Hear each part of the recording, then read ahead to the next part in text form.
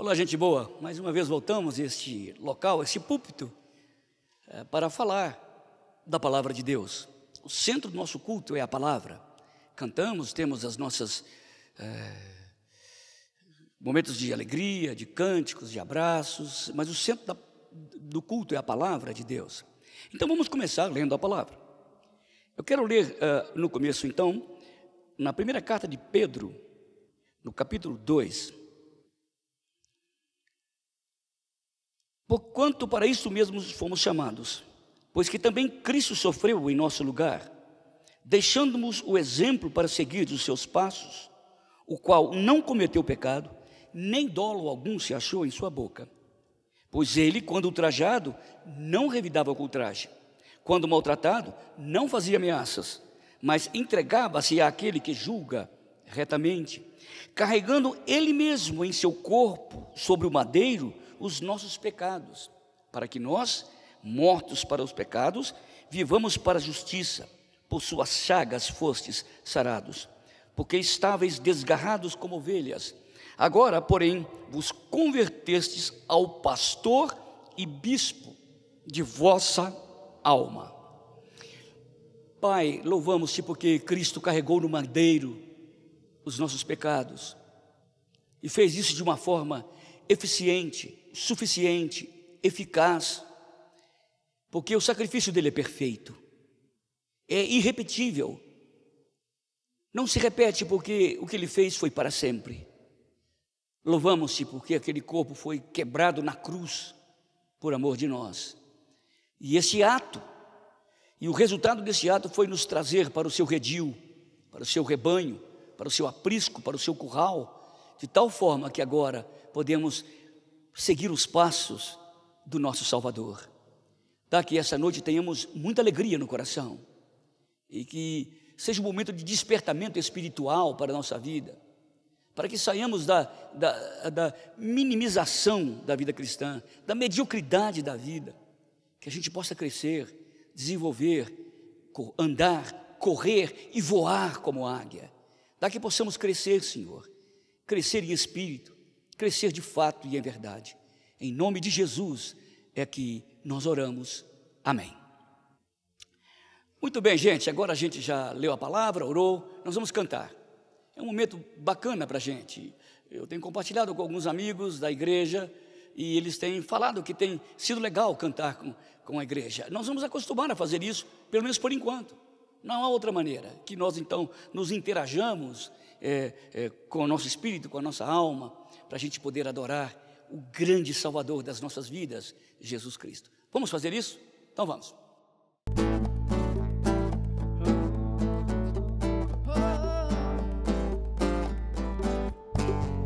Em todo tempo eu louvarei ao Senhor, sempre estará nos meus lábios o teu louvor. Em todo tempo eu louvarei ao Senhor, sempre estará nos meus lábios o teu louvor. Alegrar-se-á no Senhor a minha alma, alegrar-se-á no Senhor a minha alma.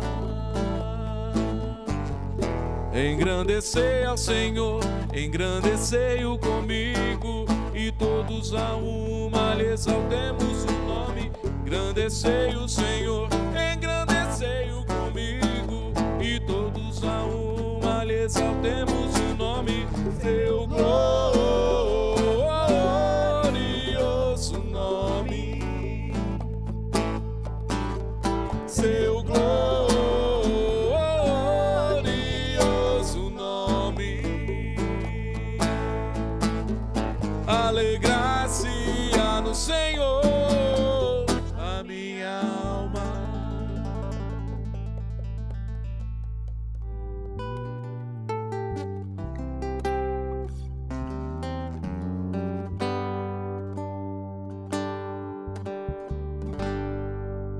Te dou meu coração, tudo que há em mim, entrego meu viver por amor a ti, meu Rei.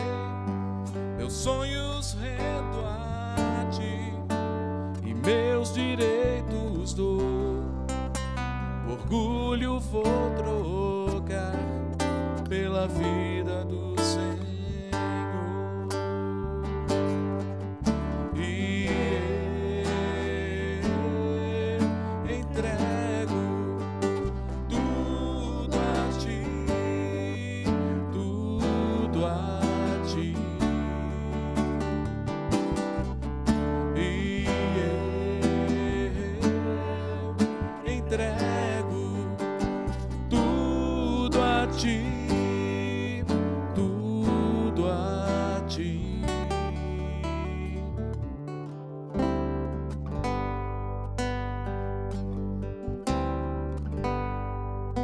Eu canto esta canção de entrega a ti, Jesus, e o que o mundo dá eu deixo aos pés da cruz, por conhecer a ti, teu nome dá louvor, sentir tua alegria, partilhando tua dor.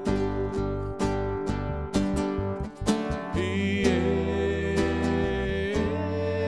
eu entrego tudo a ti, tudo a ti. E eu entrego tudo a ti, tudo a ti.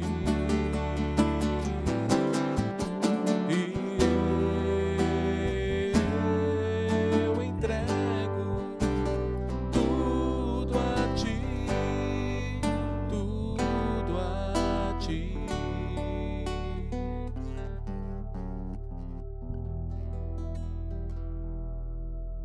Ô, gente, agora estamos falando para os membros da igreja. Nossa igreja continua em pé, trabalhando, e você pode continuar contribuindo como está fazendo agora. Se você não contribui, poderá começar agora você, membro dessa igreja.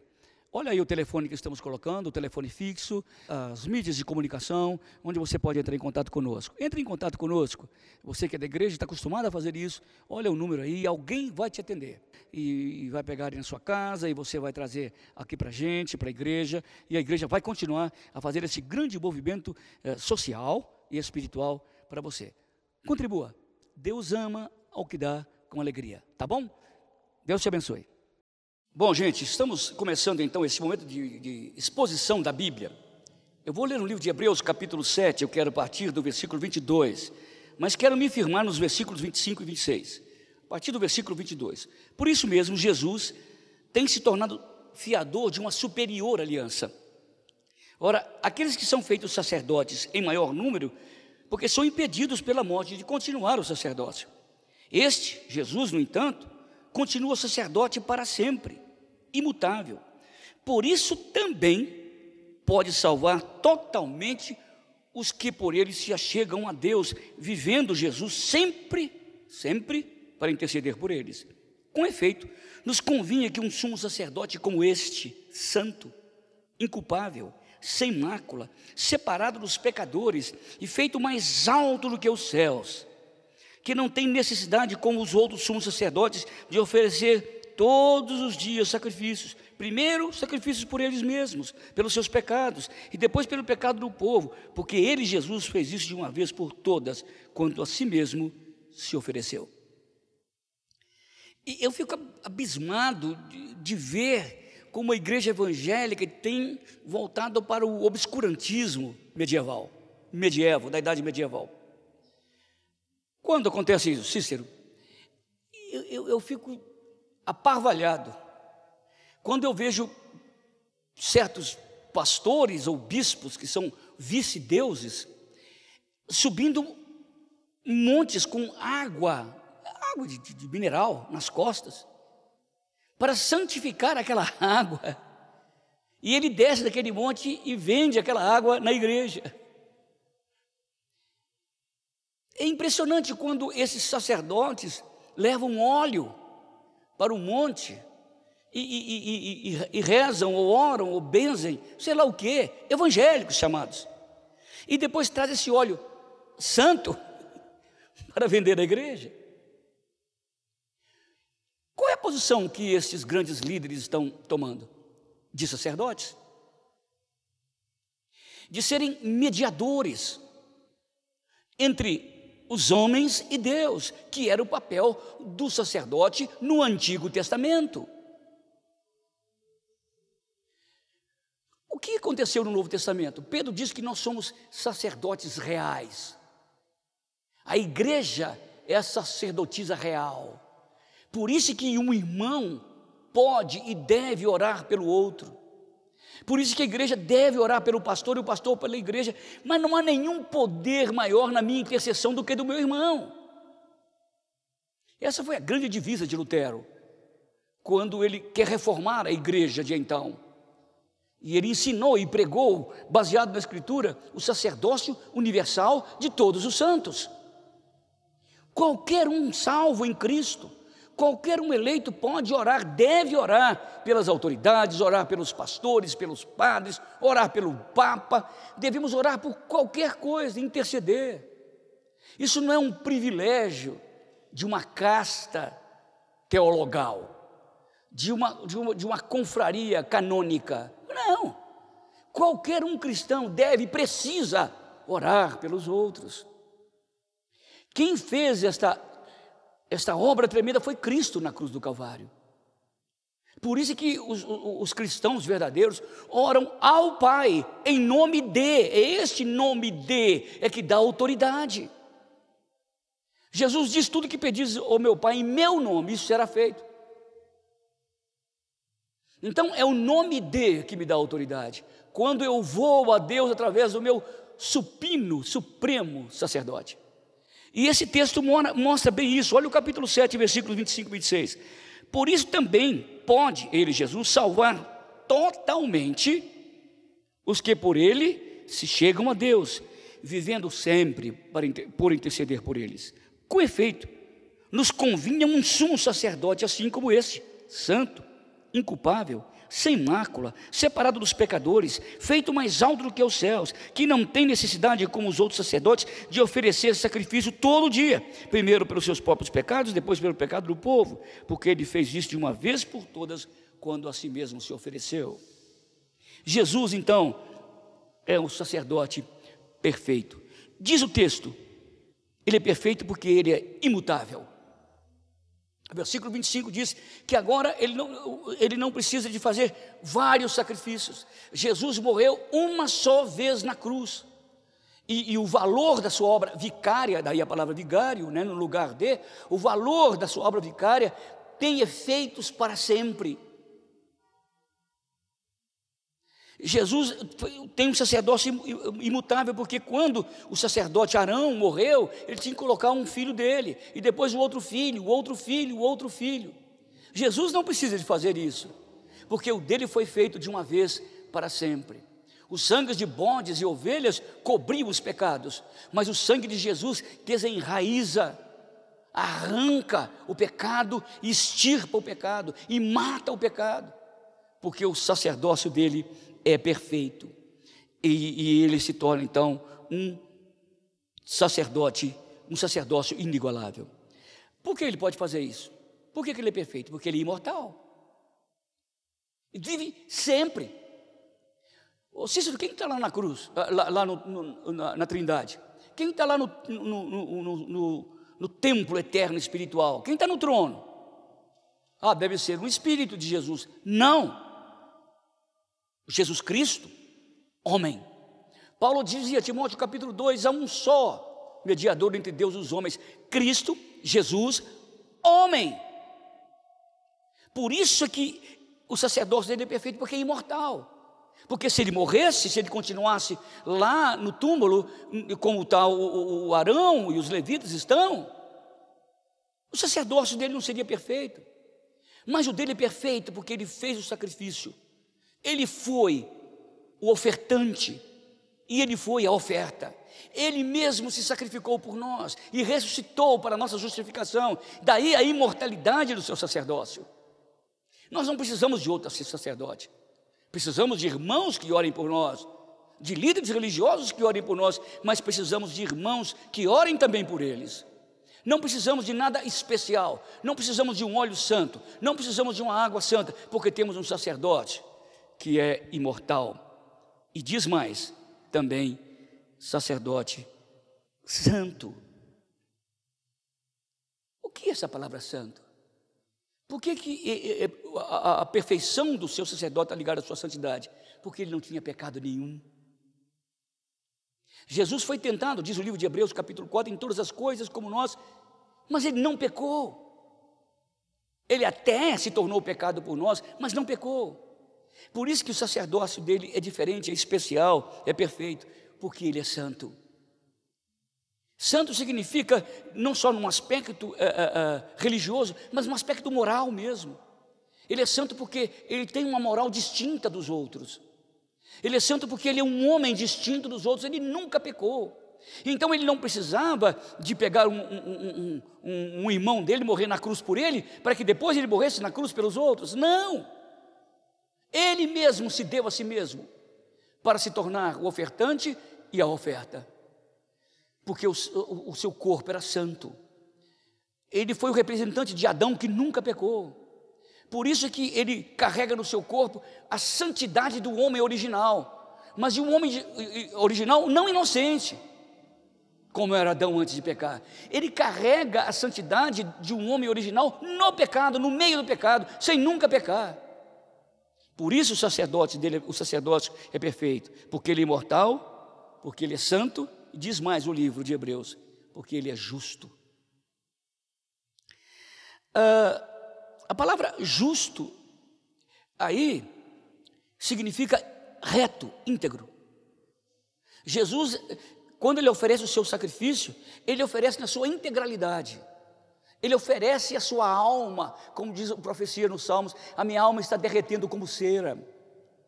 Ele oferece o seu intelecto, ele oferece o seu corpo, ele oferece o seu espírito. Senhor, nas tuas mãos, Pai, eu entrego o meu espírito. Ele se oferece numa retidão, numa integralidade absoluta. Por isso que você não precisa ter dúvida quando você orar a Deus. Ore em nome desse sacerdote que é imortal, que é santo e que é justo.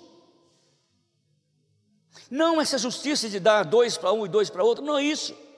É uma justiça que tem valores morais, espirituais e eternos. Este é o homem que foi até a cruz. Por isso que quem está intercedendo por nós é Jesus Cristo, homem. Isso não quer dizer que não é divino, mas é o meu representante, representante da nova raça. É através desse meu irmão que eu posso orar ao Pai. E eu tenho certeza que Deus vai ouvir a minha oração. Não é dizer sim ou não, não é isso. Mas Ele vai ouvir por causa da perfeição do sacerdócio de Jesus Cristo, que é justo. Então nós podemos orar, porque temos um sacerdote imortal, um sacerdote santo, um sacerdote justo e um sacerdote impecável. Um dia Jesus estava na sua cidade, ele estava lá com as suas irmãs, seus irmãos, e ele disse no meio das pessoas que estavam ali: quem de vocês pode me acusar de algum pecado? Quem de vocês? A mãe estava lá, certamente o pai tinha morrido, mas os irmãos estavam lá, os amigos que cresceram com ele na sinagoga estavam lá. Quem de vocês pode me acusar de algum pecado? Você já leu na história algum homem, algum filósofo, cientista, pesquisador, cantor, poeta, alguém que disse isso? Ou esse cara, desculpa a expressão, ele é um tremendo mentiroso, ou ele é um ilusionista, ou ele é aquilo que ele disse que ele era, santo, impecável. Por isso é que Deus aceita a minha oração através de Jesus Cristo, porque Ele nunca pecou. As minhas palavras, por mais religiosas que sejam, elas são ainda eivadas de pecado, mas quando ela passa pela mediação de Cristo, o seu corpo aperfeiçoa a minha oração, e Deus ouve os meus gemidos que eu nem sei exprimir, e o Espírito Santo faz isso pelo sacerdócio de Jesus Cristo. Por isso você pode orar, Orar por mim, orar pelos outros, deve orar por todo mundo. Não há poder nenhum na minha oração, mais do que na sua oração. Poder nenhum de padre ou pastor ou bispo, arcebispo, vice-deus. São homens. Jesus é um homem perfeito. Jesus é um homem justo. Jesus é um homem impecável. Jesus é um homem imortal. Por isso, o sacerdócio dele é perfeito. Mas diz também que o seu sacerdócio, versículo 26, é imaculado. Falando em imaculado, eu quero fazer apenas uma lembrança. Quando Maria estava orando aquela oração extraordinária, o Magnificat, e ela disse coisas maravilhosas ali. Maria realmente era uma mulher especial. E ela disse uma coisa: a minha alma se alegra em Deus, o meu Salvador. Só pode orar assim quem se considera, ou se considerava, perdida. Só precisa de Salvador quem estava perdida. E Maria entendia essas dimensões profundas daquele menino que estava no seu útero. E foi através dele que Maria foi para o céu. Podemos até chamar Maria imaculada, num certo sentido genérico, sim, mas não essencialmente. Maria nunca poderia dizer: quem de vocês pode me acusar de alguma falha, de algum pecado? Ele sim poderia dizer, porque Jesus Cristo é o mediador, o único mediador. A sua mediação é perfeita, porque ele é impecável, diz o versículo 26, a parte B. Jesus é o sacerdote perfeito. Você pode orar, porque ele é imortal, ele é santo, ele é justo, ele é impecável, ele é imaculado. E diz mais: ele é distinto, diferente dos outros sacerdotes. Nada se compara à obra sacerdotal de Cristo. Ele é distinto de todos os pastores, porque ele é o pastor dos pastores. Ele, inclusive, era o sacerdote dos sacerdotes antigos. Por isso, Jesus se torna um sacerdote perfeito, porque ele era distinto e mais, eficaz. O sacerdócio de Cristo é perfeito, porque ele é eficaz. Diz o versículo 27, ele vive sempre para interceder, sempre, não para nunca. Usando a metáfora, uma linguagem nossa, porque ela não tem isso, dia e noite. Lá não existe isso no céu, mas ele fica dia e noite a interceder pelo seu povo. Eu fico impressionado quando as pessoas têm dificuldade de orar, se Deus ouviu a minha oração ou não. Se eu tirar o sacerdócio de Cristo, eu tenho que duvidar. Mas se eu coloco esse sacerdote, que é imortal, que é santo, que é justo, que é impecável, que é imaculado, que é distinto e que é eficaz, eu tenho certeza que Deus vai ouvir a minha oração. Eu não estou dizendo que Ele vai atender dizendo sim ou não, ou espere, não isso, mas Ele vai ouvir, por causa da perfeição de Cristo. Por maior bobagem que eu fale na oração, Deus há de interpretar, de ouvir, filtrar através dos gemidos do Espírito, e Ele vai ouvir a minha oração. Eu não lanço as minhas orações ao ar. A minha fé não é tamanho do quartinho onde eu durmo, da igrejinha onde eu reúno, da cidadezinha onde eu vivo, do mundinho onde eu vivo, que é a terra. Quando eu oro, a minha mente alcança os arcanos celestes, a eternidade, um tempo onde não há tempo, e eu falo com uma pessoa que tem sentimento, que chama Deus Pai, e eu faço isso na certeza da mediação perfeita de Jesus, por causa do sacerdócio perfeito dele, e por causa do seu caráter de sacerdote também perfeito. A minha oração é eficaz, por causa da eficácia do sacerdócio de Cristo. E qual é o resultado disso? Ele vive sempre para interceder por nós. Você não precisa ir à igreja para orar. Claro que é legal estar no corpo de Cristo, na igreja, reunido, cantando, orando uns pelos outros. Isso é maravilhoso. Mas Deus ouve pessoas que oram dentro de um peixe, como ouviu Jonas, Daniel na cova dos leões, João preso na ilha de Patmos, Paulo em Roma, e Deus ouvia a oração daquele povo. Você pode estar em qualquer lugar, dirigindo, na rua, andando, em casa, na escola, onde que você se dobrar diante desse grande Deus, através do sacerdócio de Cristo, Deus certamente há de ouvir a sua oração, não por causa da sua fé, mas por causa da sua fé em Cristo, o sumo sacerdote. Você deve orar. Se você não sabe orar, ore em nome de Jesus. Você tem que orar. A oração através de Cristo é a certeza de que Deus vai mandar as janelas dos céus e vai abrir oportunidades que a gente jamais esperava na nossa vida. A oração não é uma mágica. A oração é uma expressão de gratidão, de tristeza, de alegria, de carência diante de Deus através do Senhor Jesus Cristo. O seu sacerdócio era perfeito por causa da perfectibilidade do seu caráter. Que Deus nos abençoe e que a gente ore, que aprendamos a orar através de Cristo. Deus nos ajude. Pai, muito obrigado por esta hora. Obrigado porque podemos aprender sobre Jesus. E a Tua palavra é tão rica neste quesito. E que a gente saia daqui com muita força, com muita alegria. A gente possa ter uma noite com muito desejo de orar, na certeza absoluta, inarredável, de que o Senhor há de ouvir a nossa oração por causa da pessoa de Jesus Cristo, o nosso sumo sacerdote. Obrigado, Pai, por esta noite maravilhosa. Em nome de Jesus. Amém. Obrigado, gente, pela paciência de ouvir este grilo rouco falante todo domingo. Eu espero que você volte a me ouvir, se Deus assim o quiser, no próximo domingo.